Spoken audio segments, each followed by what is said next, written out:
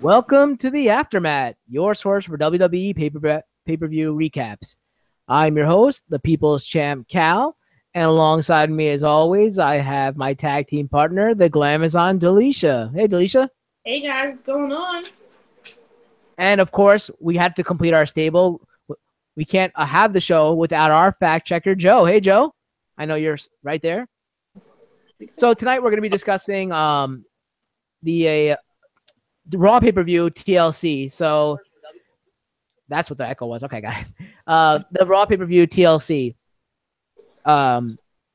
which was kind of had some setbacks prior to it happening, right? Because we heard about it's like a viral scare that caused a few WWE superstars to get sidelined. So some of the matches had to be shaken up. One of them that was affected was Bray Wyatt, so he had to be taken off, as well as Roman Reigns. So we'll get to the replacements in a little while and how we felt about that. But overall, I was really looking forward to this card. Some of the changes made it better, some of it didn't. So in my opinion, it was kind of like down the middle. But we'll get to our ratings and all that later. What about you? How'd you feel overall? Yeah, about the same. There were some matches that were like short, and then there were others that was like, man, that was a really good match. We'll talk about those a little bit later. But overall, it was good. Before we get started, though, talking about our pay per view, we do have another charity event. I know, like we like to talk about charity events here on the. Oh, if you haven't seen, we have a new graphic thanks to Tom at Tom's Thumbnails and Odd Shape Channel. He made a new banner for me, the Kingslayer Network. So if you check it out up top on the channel, you'll see the awesome banner he made. Oh, and hey Tom, he just joined. He just joined in. So hey Tom. So thank you for that. But here on the Kingslayer Network, we like to do a bunch of mention giveaways and charities and stuff. So another charity that's going on right now is from the BFF network, Geek to My Nerd. Ashley from Geek to My Nerd, or the BFFs, at that _Mrs. Davis. It has a charity thing going on in her classroom. As you know, she's a teacher, and her classroom is raising funds for this Help a Hero Pennies for Patients charity, where there's a young boy named Amari, age 5. He's a leukemia survivor. So they're actually in her school. That's their hero. And they're all trying to raise money for it. So if you want any details on that, you can message or contact Ashley Davis. Once again, that's at that _Mrs. Davis. And if you don't want to contact directly, you can hit me up first, and I'll get you guys through, and you can contact me at Virenja Deja Vu. So thank you for that. Thank you for your time and all your consideration and all that for the charity. It's a good cause, and you'll probably hear this across the network throughout this week. It actually ends on a Halloween, so if you want to participate, let me know as soon as possible, because you only have a little bit over a week. Then it's next week, Tuesday. So thank you for that. So back to the TLC pay-per-view. This is our, I guess, last pay-per-view. I think last total pay-per-view before the next joint pay-per-view, which is going to be Survivor Series. I don't think there is a SmackDown. I think our fact checker could confirm that this is the last pay-per-view, and then we have a joint pay-per-view of Survivor Series. So it started out with the kickoff show. Like, I don't know if you watch. I think you did watch. Hey, Tom Zambino. So we have two Toms in the chat. But yes, Tom Zambino is here, and he's our go-to, as Delisha said, our Renee Young now. But mostly he covers Brock Lesnar. We'll get to that a little bit later. That's gonna be one of the big points for me later on to mention. But I don't know, Delisha, you did catch the pre-show, right? Because we talked about it. The pre-show was with my number 2 WWE wife, Sasha Banks, against Alicia Fox. It was a pretty quick match. It was like pretty standard. I had good moments, had great moments. A bunch of tilt-a-whirl suplexes, a Northern Light suplex or two. Banks is cool counter that she puts Alicia Fox into a bank statement. I love that thing that she does. And then she just pulls out the victory with a tap. So it was just a little grudge match they had over the last few weeks. They've been feuding in a little way, I guess. But it was all right match. It was a pretty decent, solid match for a short match. What'd you think? Yeah, definitely not the worst on a pre-show. I like that Alicia Fox is getting time. Hopefully with all coming up the roster, at least for more than one women's match a night. So hopefully she'll be able to get more airtime, and hopefully it's not all just the crazy girl persona. Maybe, I don't know, but I'm glad to see her in the ring and still getting work. So good for her. Joe, anything to say about that match, or would you just? Not really too much. I mean, it's what you could expect from a pre-show match. It went a little bit longer than I expected it would. Overall, it was all right, but it wasn't. I mean, it wasn't the greatest. But then again, it's a pre-show match, so you can't set your expectations too high. Well, right after that, we were treated to another women's match where we had Emma face off against the debuting Asuka. And I mean, we've been saying it for the last, I don't know how long on Aftermat, like that Asuka should hold on to the title, not lose it, just end up forfeiting it, and then showing up on Raw and just dominating Raw until she wins maybe at WrestleMania, or probably has to wait till WrestleMania. She'll just keep dominating the women's division because Alexa's been talking about how she dominated everyone. I have a bad feeling that they're going to rush it, and we'll probably see that match at Royal Rumble, which I don't mind because I'll be there. But you know how they tend to rush things, and it's going to be like, you know, last time she was like, I beat everyone in the division, I wiped it clean, and then Mickie James came out. Who else can possibly come out? Nia Jax? But no, we know that Nia Jax, you know, we'll probably hear more about this from Joe, but Nia Jax is kind of not around, right? So who else can she feud with? Sasha again? You know, it's going to be Bayley. Who knows? Bayley, now that she's not injured. I feel like they might push Asuka too soon. I'd like to see maybe a little Emma feud prior to that between, you know, they're both heels. It'd be nice to see as a buffer between her and Asuka. But if Asuka gets this title shot right away, that'll be annoying. But that match is not bad. Like, you know, we saw Emma put up a good fight. Like we were talking, I thought it was gonna be like a 4-minute squash, but it was actually Emma put up a good fight. It was a good back and forth match, and then until Asuka locked in the Asuka lock and got Emma to tap. So we had 2 matches in a row with tap outs, both women's matches. And I thought it was a good match. You know, I went longer than expected, and it was fun to watch. What did you guys think? Yeah, I thought it was a pretty good match. I was one of the people who was like really glad that this wasn't like, you know, 30-second kick to the face and she's out type of match. I'm glad they let Emma work a little bit to where you thought, oh snaps, is she actually gonna beat Asuka? Even though in the back of your mind you're like, no, they're probably not gonna go that route. But I was really glad to see both Emma and Asuka get some highlighted moments in that match. And then of course Asuka picking up the win. Yeah, they're probably going to put her in a feud with Alexa Bliss next. That's probably almost a given right now, unless they do try to, like you said, give Emma that buffer between her and Alexa and let that hold off until next year. So we'll see. Or Bayley, though. Bayley is also could be in line for that. But, you know, Bayley's kind of falling off with the crowd, so who knows? Yeah. What about you? What do you think about the match? I'd say the match was good. I mean, of course, as mentioned, it went longer than expected, and you actually got to see Emma put in some work. So they actually finally gave Emma what she deserves, and that is some time. I mean, of course, you didn't expect Emma to win because you figured that Asuka's going to just continue on her undefeated streak, and then she's going to eventually win the title. And of course, I feel like they could be rushed. They could rush that Asuka Alexa Bliss feud, but at the same time, I'm feeling like, well, right now we got Survivor Series coming up, so I'm figuring the next pay-per-view there's not going to be a women's championship match. Another thing that Joe was saying, like she'll probably win until she gets the title, but who do you think could beat her? I don't know. Maybe it might be like the team of Peyton Royce and was it Billie Kay that come up, right? They come up and they kind of cheat to win, kind of like, you know how the Bells used to do twin magic kind of thing, not twin magic per se, but they could do some underhanded tactic to cause Asuka to lose, so she technically didn't lose cleanly in a way, you know. So I could see that as that, or eventually maybe Charlotte Flair goes back to Raw, or there's some interbrand match. That's the only other person I can see beating Asuka. It's either going to be by underhanded tactic, or the only person who could beat her cleanly, I think, would be possibly Charlotte Flair. Yeah, that could be another possibility, but we shall see what WWE has in store for Asuka. So the next match, I don't think any of us knew that this match was actually going to happen. I didn't even know who it was in the match. I mean, I knew the first 2 guys. The second 2 guys, I had no idea who they were. Then I remembered the other guy was the guy who used to dance with Sasha Banks on like Raw or whatever, I think. I was watching it on mute because I was listening to another broadcast at the same time. So I was like, you know, taking notes and watching. So I didn't really know who it was. I didn't even see the graphic came up. Tom in the chat says he thinks Nia Jax is going to end the streak. But remember, Nia Jax kind of walked out on WWE. I don't know if you know about that, but Nia Jax kind of walked out on WWE. Well, maybe. We're not even sure what's happening. taking time off, as they say, but it could be another CM Punk situation. Who knows?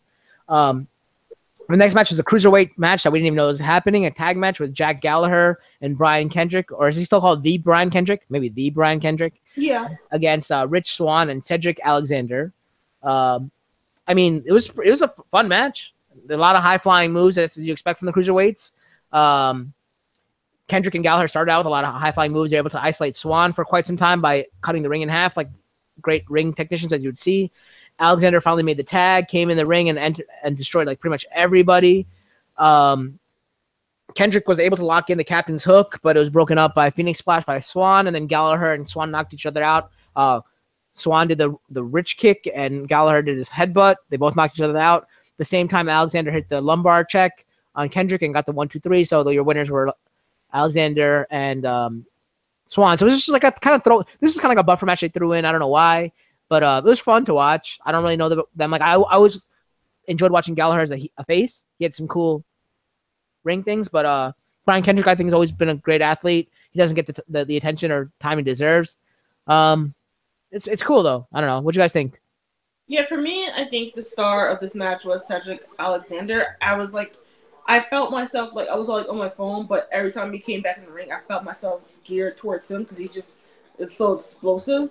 And they are trying to showcase him more on 205 Live, and he's been working on his promo work, and he's been feuding with Kendrick and Gallagher. So I guess this kind of made sense, even though, like you said, yeah, it was kind of like a throwaway match. It felt like a 205 Live match, but for what it was, I enjoyed it. What about you, Joe? It was a fun, fast-paced match. Although, of course, the heels managed to slow it up for a bit when they isolated Rich Swann in their corner, and then eventually you got the hot tag, and Cedric Alexander came in and cleaned house, and then the baby faces came out on top. I did notice that they finally gave Jack Gallagher new music that's more fitting of his heel persona instead of the cheery Stars and Stripes Forever or whatever it's called that he had previously been coming out to.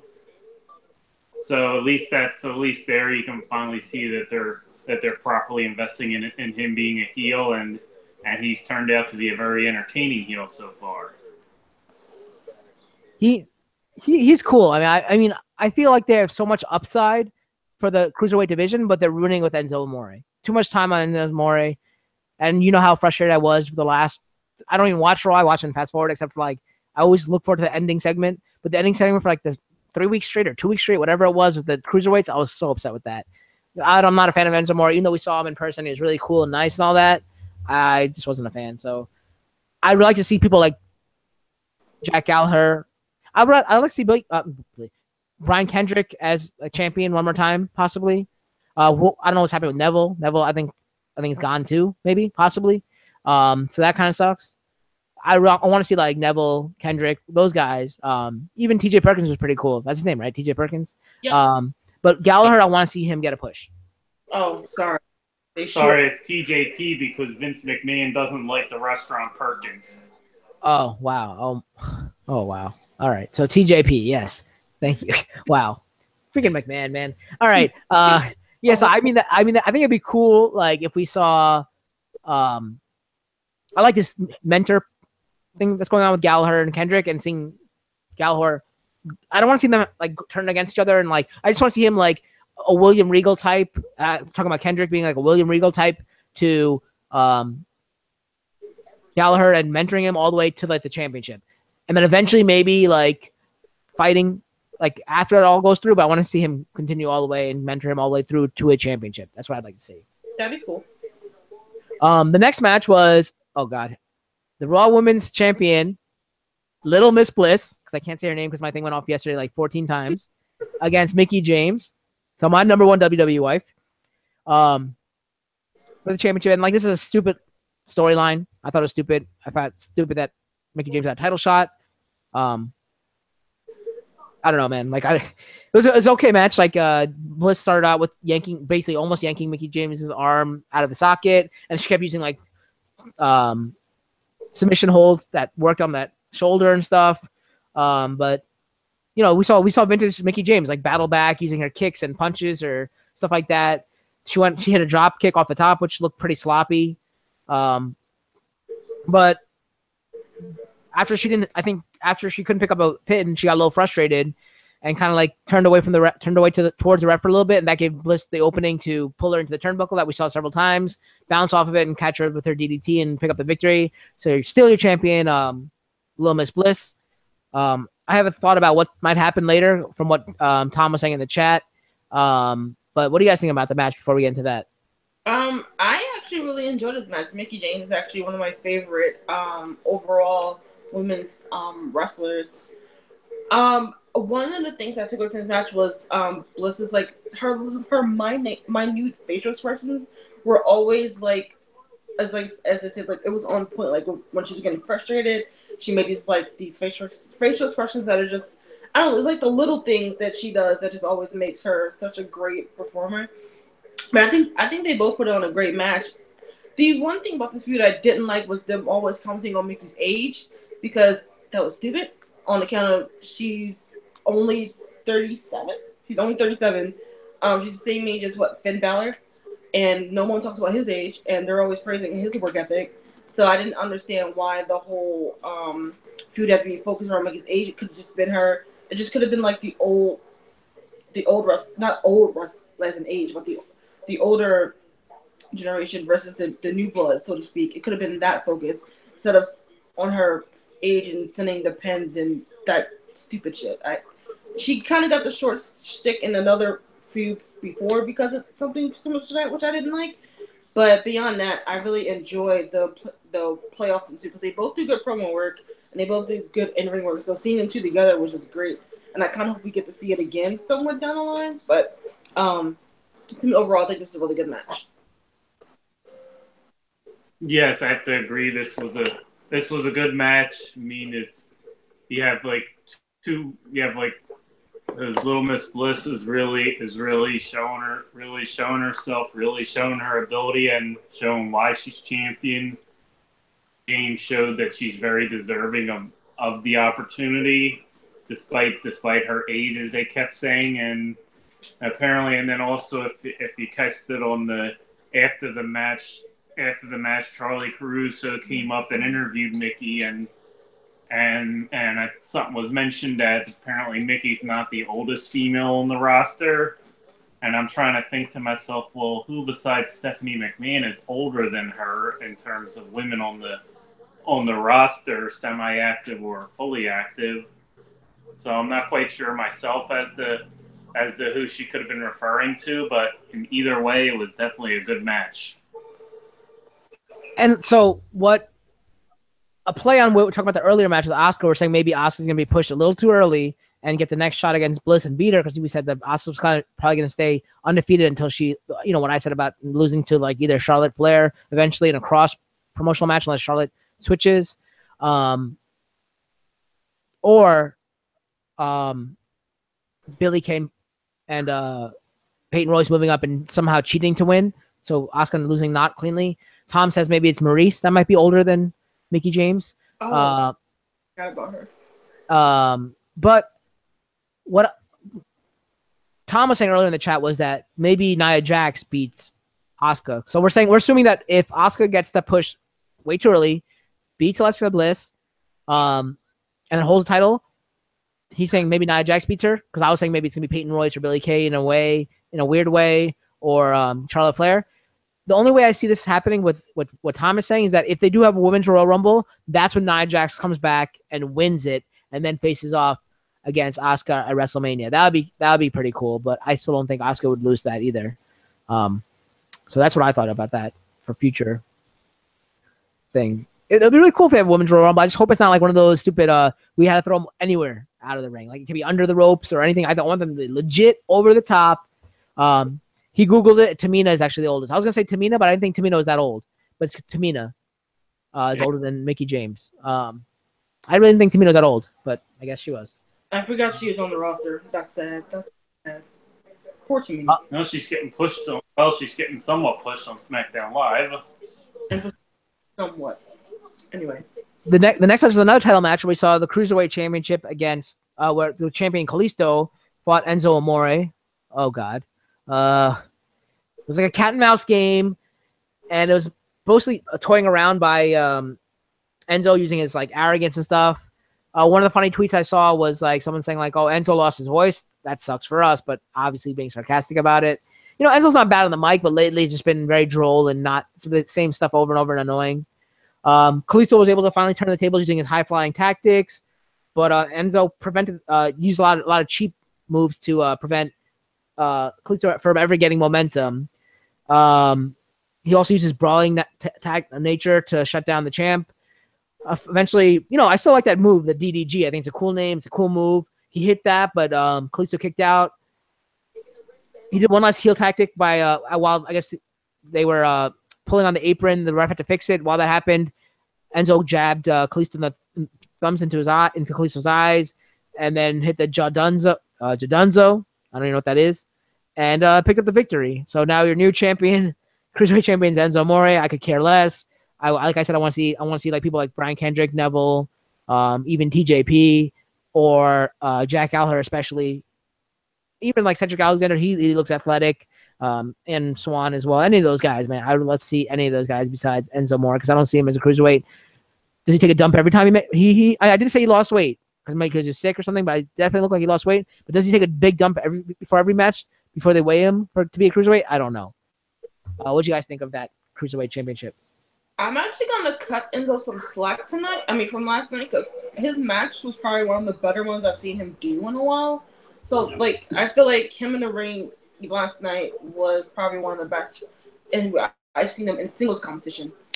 But like you, I didn't really care. I'm sorry, but I don't really care about Kalisto.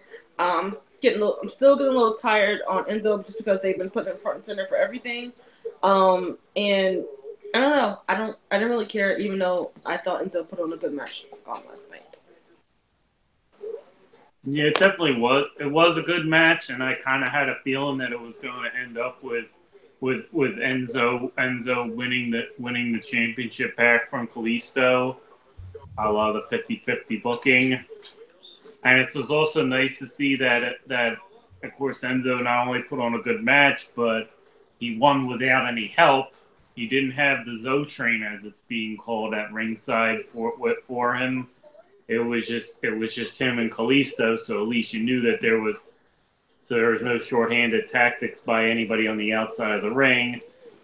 Although speaking of the Zo train, I think what we're going to end up with is a cruiserweight Survivor Series match with Enzo and his posse versus Kalisto, Mustafa Ali, and whatever other baby faces they decide to throw in.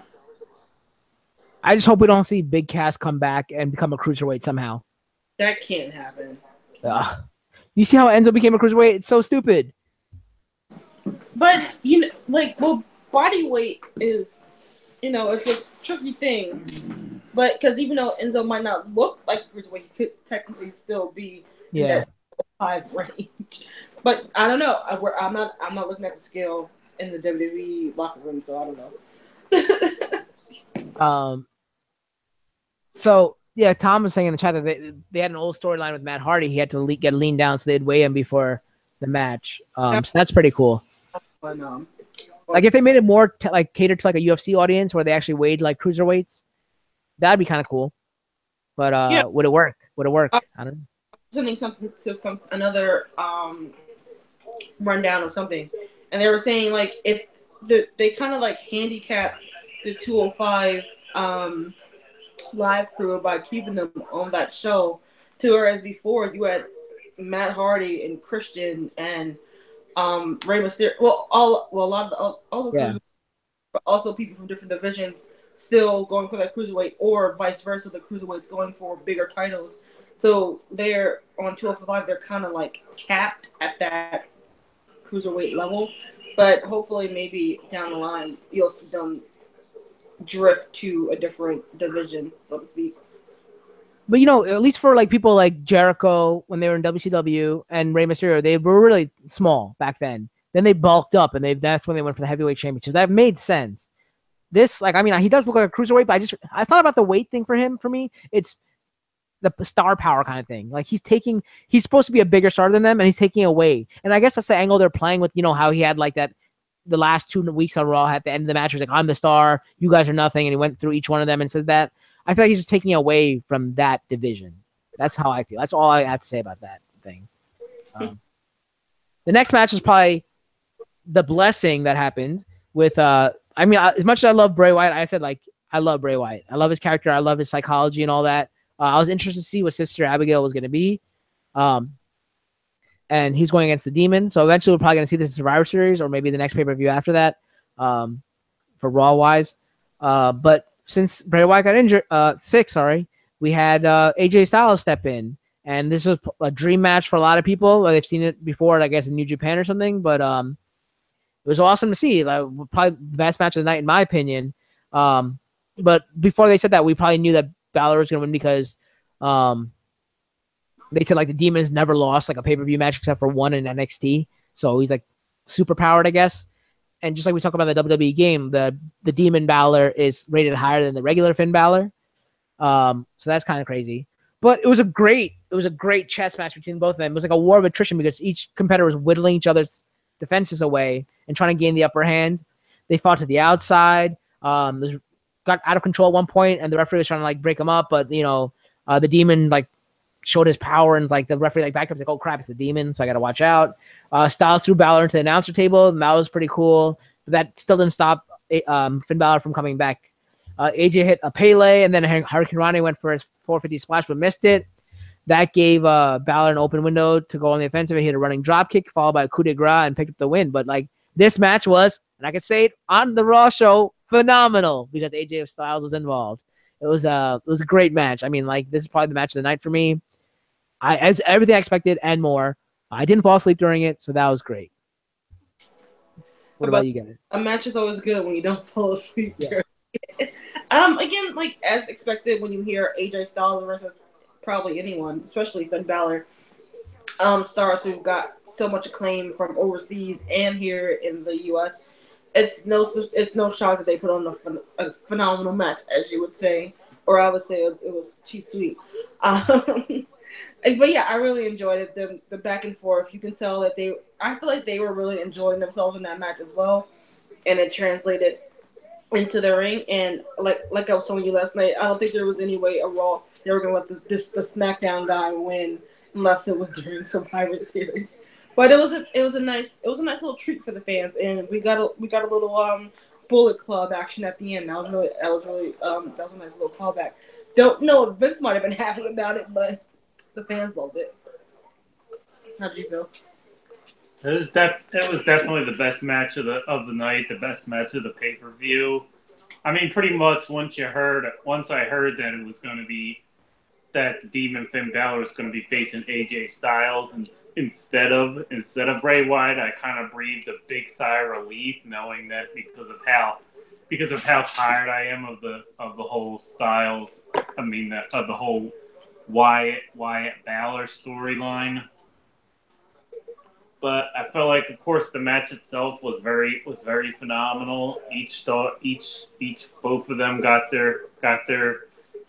their high spots in, and then they both and put on a really great show. And then of course you figured that it was probably booked originally that way, but you knew it was going to be Finn Balor winning anyway, because as Alicia mentioned, they're not gonna have somebody come over from SmackDown Live on a Raw exclusive pay-per-view and beat the Raw star.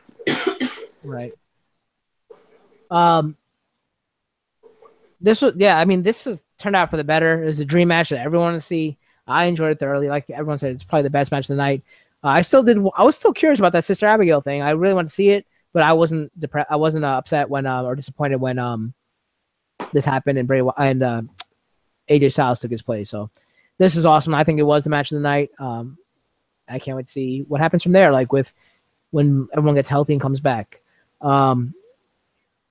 So in the chat, Tom was saying, I wish they gave this match more time, but maybe it was originally planned for Bray Wyatt to be in there, so they cut, his stamina is not as good as AJ Styles, obviously. So maybe they cut it, but they could have just cut the next match out, in my opinion, because I thought it was pretty worthless. The next match was Jason Jordan versus Elias in a pop-up match because it's it's always obviously that buffer match that I always talk about, but there's like I always say that this could have been like I don't even want to say it's the true because that other match is definitely the true definition of a buffer match. Can't remember what episode of Aftermath it was, maybe the second one or third one.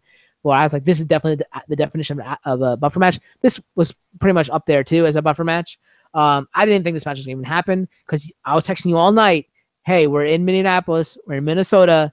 Brock Lesnar should come out. Brock Lesnar should come out. And I was hoping once Elias got to the ring that Brock Lesnar would have came out and just F5'd him and walked away to get that fans to pop. But did we have it? No. We had Jason Jordan come out. I don't know what the hell he even did. I guess there's some suplexes involved and stuff. And then he finally got a roll up and they had an impromptu match. And Jason Jordan won. But yes, I want to see Brock Lesnar in that spot. It was a stupid match. I mean, it was not a bad match. Actually, I shouldn't say it was a good match for what it was. I didn't want to see it. I was got my hopes up for having Brock Lesnar return home and come out and just F5 that guy, Elias, and that was it. What about?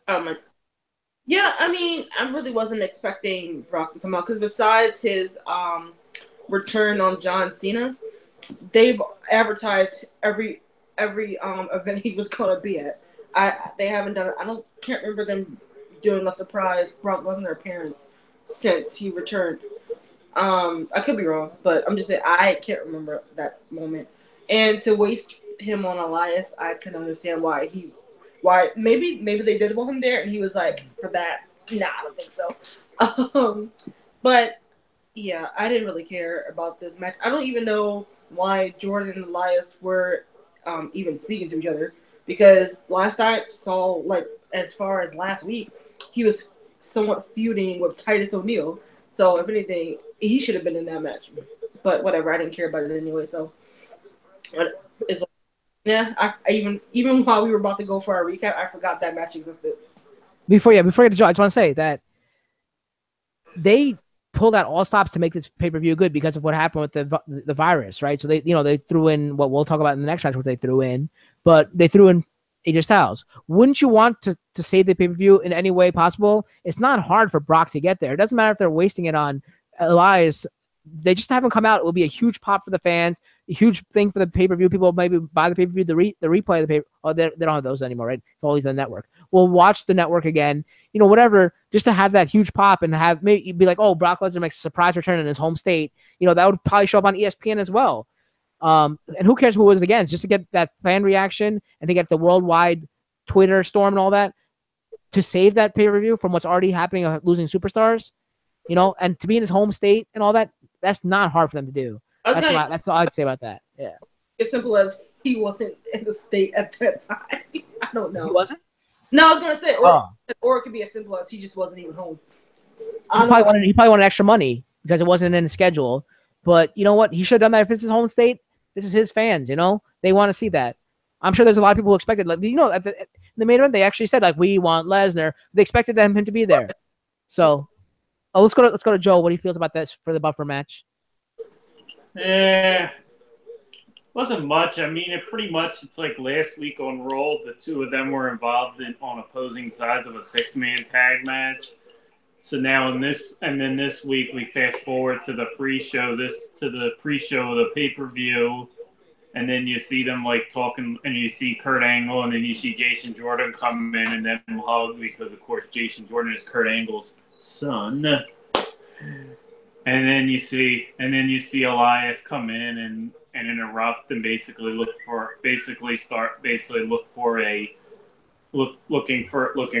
to get a spot on the pay-per-view card to perform a song, and then he traded an insult with Jason Jordan, and then he managed to come out, and then Elias manages to come out 3 times before the end of the pay-per-view, and then only the third time was he actually in the ring, and only the third time did he actually compete in a match.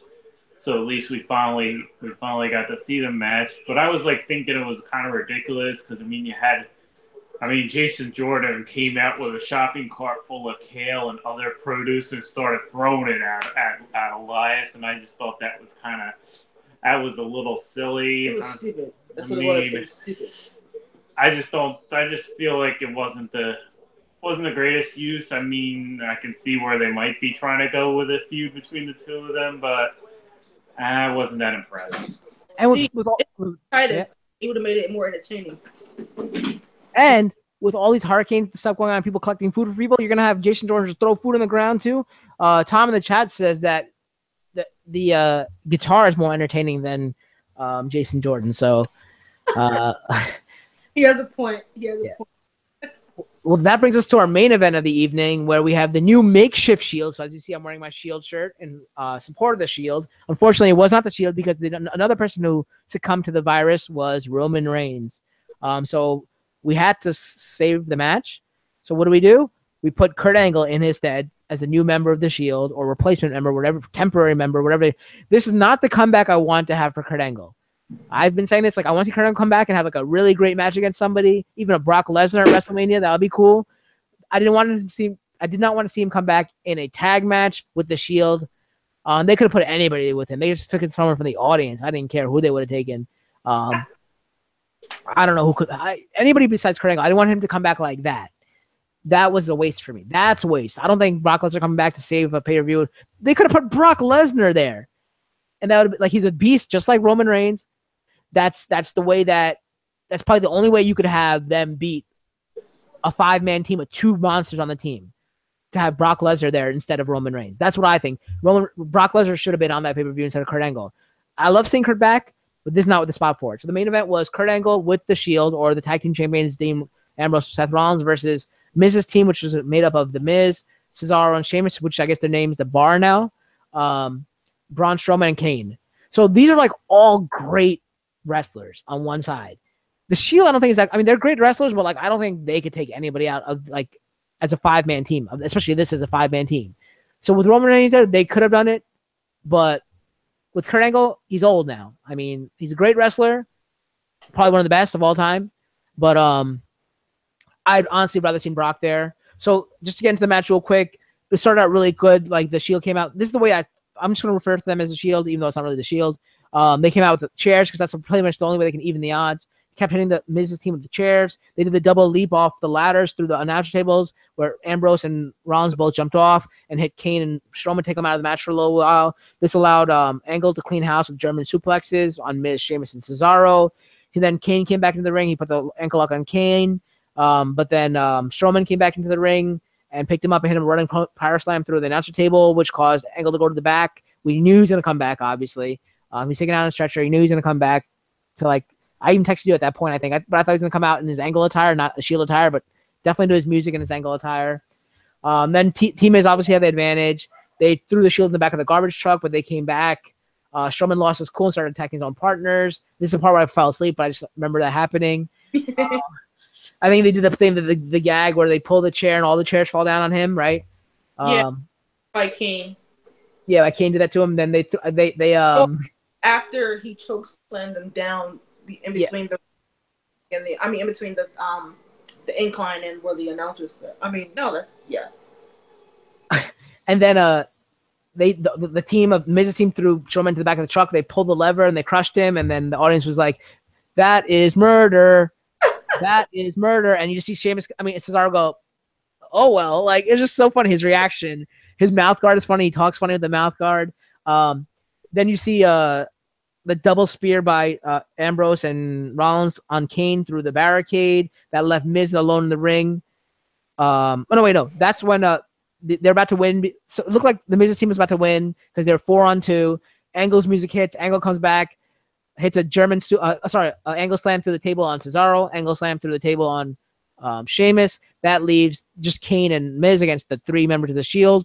Then Kane is speared through the barricade by Rollins and Ambrose. That left Miz in the ring alone with Angle. He hits the skull-crushing finale, but Angle kicks out and puts Miz in the ankle lock. Miz wiggles out of it, gets back up, but then finds himself on the receiving end of the ripcord knee, followed by Dirty Deeds, followed by an Angle slam, followed by the triple powerbomb, and then Angle covered Miz for the pin. So your winners, Kurt Angle, Dean Ambrose, and Seth Rollins. It was a fun match. But I don't think they should have won. Miz's team is far superior. You knew the only way they were going to win, the Shield would win, is if Strowman turned on Miz's team, which eventually happened. But still, I think it's a far superior team. the way they broke it down kind of made sense. But I don't think the team of Angle and the tag team champions could ever beat Miz's team, even with Strowman turning a face or whatever you want to call that happening. I'd rather have seen Brock in that spot. Yeah, well, I don't know about the Brock part, but I think that they should have kept Angle beaten, as in like he doesn't come back and return, and then you could still have the Kane and Braun going after each other because that's what they're setting up anyway. And then, but then you can still have Cesaro, Miz, and Sheamus double. They still outnumber the two remaining Shield members, and just have them take them out. And then the angle after that being, well, you took us out without our biggest member of the hair because he wasn't here, and it took you 5 guys to do it, so to speak. So they could have still kept this feud going on had the Shield lost, and then once Roman Reigns became healthy again, they could just redo the feud, and it maybe be the Shield's team versus the Miz's team at Survivor Series, and we kind of get a do-over if Reigns was healthy by then. I feel like that would have been, well, you still keep the Miz strong, you still keep the Shield strong because they were down members and they were basically outnumbered. Well, thanks to Dean's big mouth, but they still could have kept this feud going a little bit. And that way we get a proper Shield reunion at a pay-per-view. That was just my thoughts. I'd say the match overall was good. Wasn't great. I mean, it was interesting that they chose to put Angle in this spot instead of choosing just any other superstar on the roster to fill in the void. And also was interesting that Angle not only did he wear the Shield attire, but he also came out with the Shield through the crowd, so at least they look like a unified group.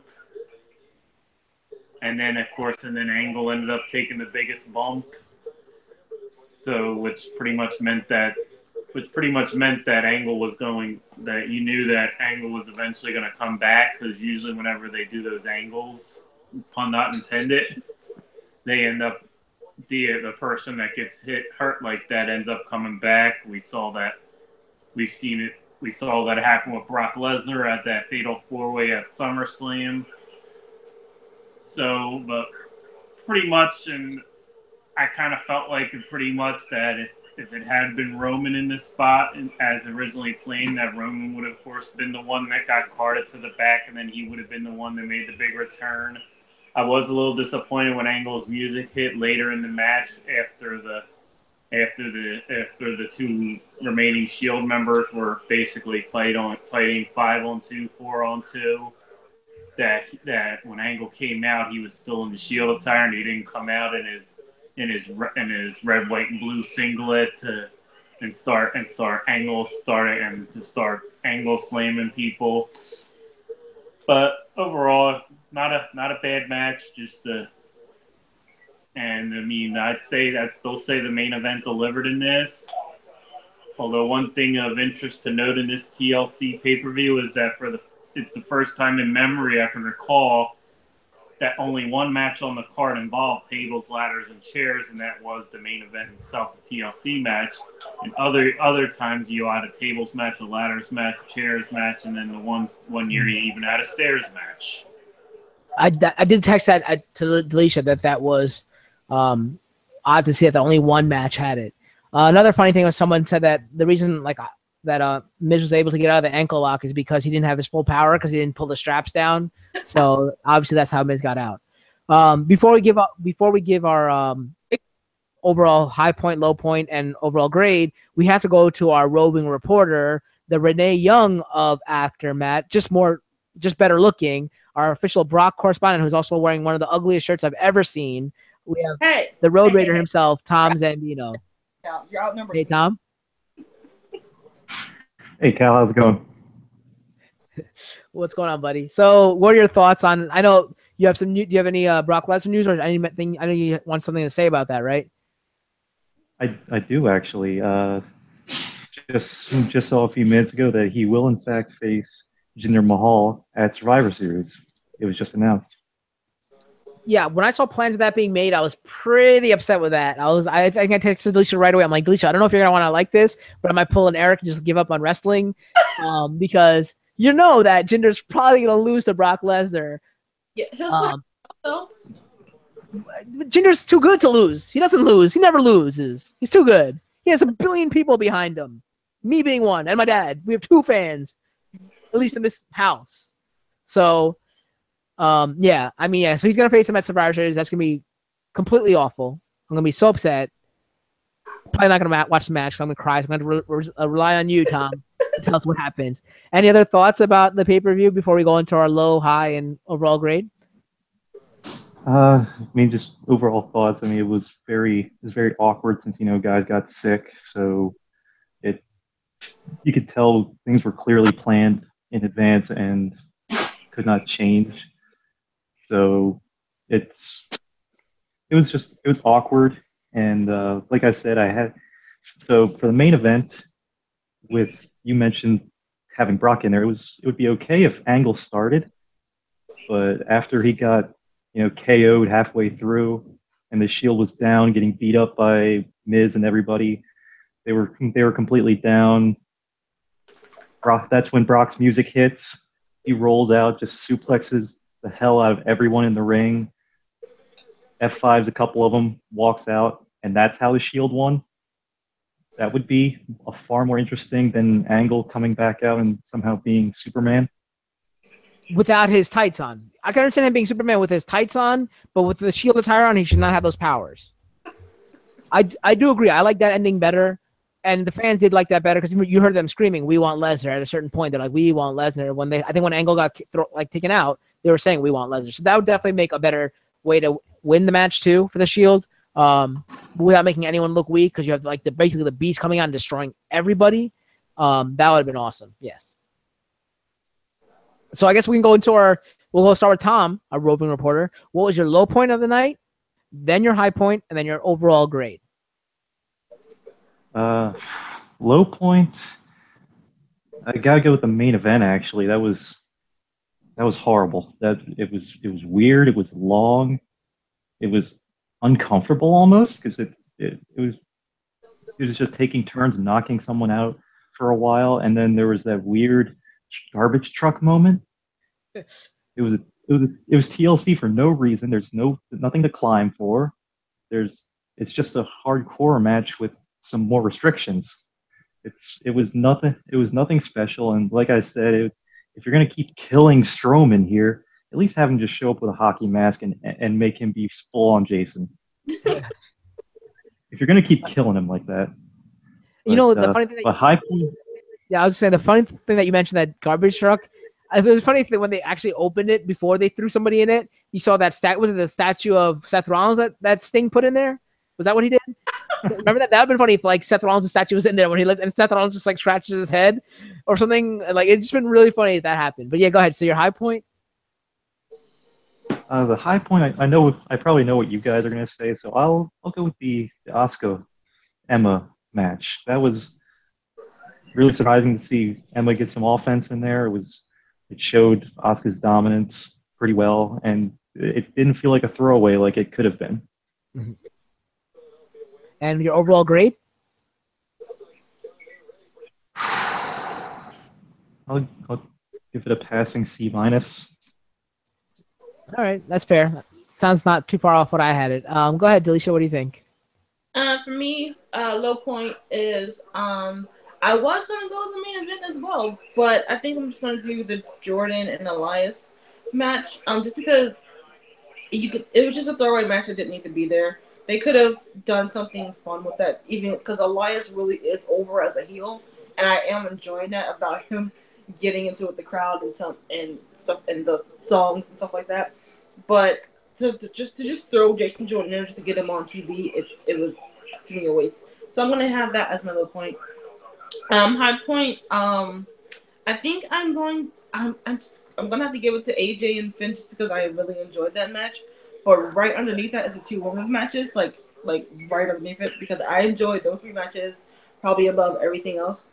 You know what? They're gonna co-share that high moment because all 3 of them are gonna hit the high moment because they were all just great matches. And overall grade probably be a B- because of that. Joe? She pretty much stole all my answers. So it's She saw you writing it down earlier. Yep. But pretty much it's like, but definitely the low point, definitely all the Jason Jordan, Elias, Samson stuff, because it's just like it's something that really didn't need to be there.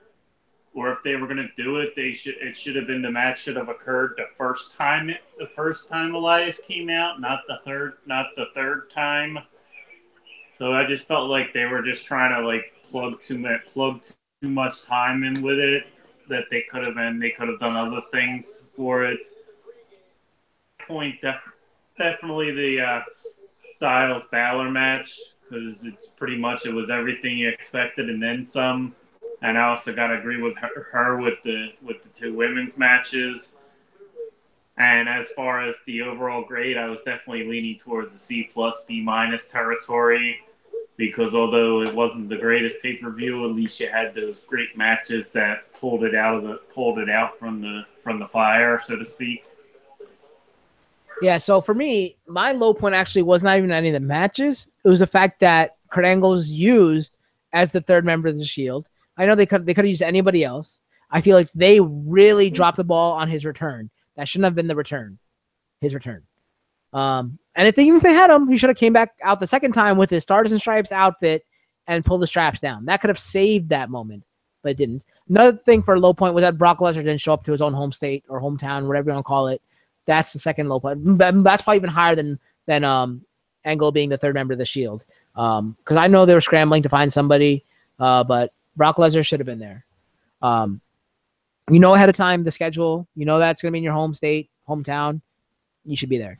Top point, obviously, I can say it, and I can say it again because AJ Styles was involved in a Raw pay-per-view. It was a phenomenal match. Two of my favorite wrestlers, the workmen, wise. Seeing them go at it was great. I really think I did fall asleep in every match except for this one. And obviously the Asuka and the Alexa Bliss. So I'm up there with all three of those matches, but definitely this was by far as soon as I knew this match was written down, I'm like, this is probably gonna be the match of the night, and it didn't disappoint. Overall grade, I'm more on Tom's side with the C minus. I was really disappointed by the Brock Lesnar thing and the Kurt Angle thing, and then Elias thing, and not these cruiserweights that came out of nowhere, and Enzo winning again. That just kept dropping. It's I had a good grade coming in. It's gonna be a good pay-per-view. People got injured. It dropped a half a notch, which you can't do anything about that. But then with Enzo and the cruiserweight matches, that they were good, but I didn't expect them to, and then Elias thing, and then Brock, and then Kurt kept falling, and it got to the C minus area. So I guess we can do some plugs now. So we'll start with our roving reporter, Tom Zambino. I know he has a new episode of Cars and Popcorn that just came out. So tell us where we can find you and what you've been doing, and what I don't know if you have something coming up next. I know we've been talking about certain things, but we're gonna wait a little bit on that. But what do you got for us, Tom? So of course you can find me right down here at Road 3. And on my channel Zed Reviews, we did have a episode yesterday of Cars and Popcorn with Eric Assenmacher on Rat Race. So that was a whole lot of fun. Tom Bennis called in on trivia and actually tied Devon's record, so he is in line to get a free car possibly at the end of the season. Mm-hmm. And in a couple weeks, November 5th, I think, we're going to have another show, and to be determined who and what. Just to be clear, I think it's a die-cast car, not an actual real car, right? That is correct. Not an actual car. I'm not that rich. Now, we should have probably played it off that it was an actual car. Then everyone would call in and try to be on that show and be in trivia. And I'm happy to say that I actually did know a lot of that trivia. Because obviously you mentioned two of the questions you mentioned during the show. So if you pay attention, you'll know the answers. So, if you're trying to call in for trivia, watch the show and pay attention, because Tom gives you the answers during the show. It's like a cheat sheet. And then the other ones are just abnormal, absurd questions that are ridiculous. But for some reason, I knew one of them. So I have no idea how I knew that. Like two of them, actually. So I probably would have got 4 points as well, I think. I should have probably called in that week, but oh well. So check out Cars and Popcorn on the Zed Reviews YouTube channel. and you can find him at Road Raider 3, which would also be a good wrestling name. He'd be like fighting the Road Warriors for the title of the Road something, Legion of Doom, or he could be the third member of the Legion of Doom or fourth member because they had draws, right? So, whatever, but that'd be cool to see with Tom as one of them. So Delisha and Joe, we'll kick it over to you. Where can we find you guys, and what have you been up to? You can find me on Twitter and Instagram at Delisha_Renee. You can find Joe on Facebook, although, as I always say in joke, he might not add you as a friend. I add Joseph Butler. He's not on any other social media site. Sorry, guys. Coming up, I do have an article coming out soon for Odd Shape Panel, talking about one of my favorite things. That's the only tease you're going to get. So that might be the start of a new series. I'm not sure. It depends on the feedback I get from it. And you can always find me calling into the various Odd Shape Channel shows, and then you can also find me here recapping their pay-per-view. So for me, you could find me at Virenja Deja Vu. But before I get into the plugs, I just want to once again mention the charity thing we got going on for Pennies for Patients, where Ashley's school, her being a school teacher, her classroom is doing the Help a Hero campaign, and the hero that they have is Amari, the 5-year-old leukemia survivor. So if you want to donate to that, please contact her. You can contact her at @Mrs. Davis. And if you don't want to contact her directly, you can go through me and hit me up at Virenja Deja Vu, as I always say. You could also find me. This week we have a new episode of Encrypted coming out, so that's another show I do with Tom from Odd Shape Channel. So that show's found on Odd Shape Channel.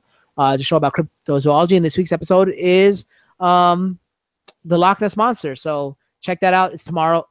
No, not tomorrow. Wednesday. Yep, sorry, Wednesday at 8 p.m. on the Odd Shape Channel. And then next week we have our Halloween special on Encrypted, where we talk about ghost stories. So if you have a good ghost story, please contact me, and I'll put you in line for because we have about like 9 people already on the list. So please get in contact with me so I can get you guys on the list for the call-in special, because usually we do a little background and like we have like creature features and all those segments. We're just having a straight call-in show with all the guests calling in and telling us their ghost stories.